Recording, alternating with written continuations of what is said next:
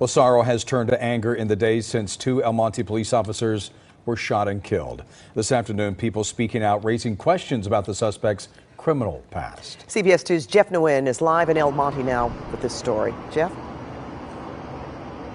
Pat and Jeff, the memorial here has been growing since Tuesday, while dozens of law enforcement agencies across Southern California have been filling in for the El Monte Police Department. Let's go ahead and roll some video for you. Earlier, there was a news conference outside the El Monte Police Department to honor fallen officers Joseph Santana and Corporal Michael Paredes.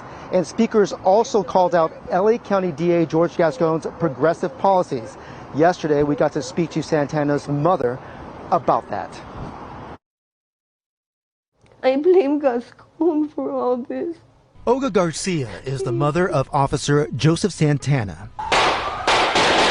one of the El Monte police officers killed in a gunfight Tuesday with 35-year-old Justin Flores, a man with a long criminal record. He was also on probation at the time of the shootout. He probably got out because Gascon keeps letting all these criminals out. And it's not fair. Gascon's office declined our request for an interview about the plea deal. In a written statement, it said at the time the court sentenced him, Mr. Flores did not have a documented history of violence. And there's only one person who is responsible for him not being in custody. Eric Siddall is the vice president of the Association of Deputy District Attorneys, who has openly criticized his boss over Special Directive 2008.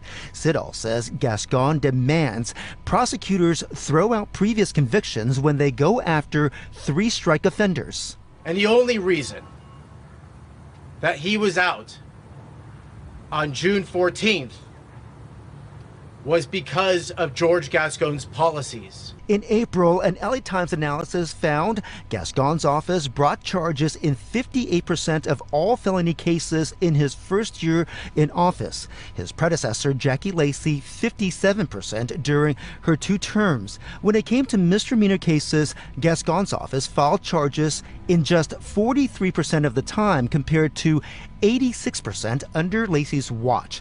Gascon's office says experienced managers in the office have reviewed the facts of the case and the criminal history of Mr. Flores and determined that this offer was on par with previous administrations. According to the law of the state of California, Flores should have been sentenced to prison at a minimum of 32 months in state prison.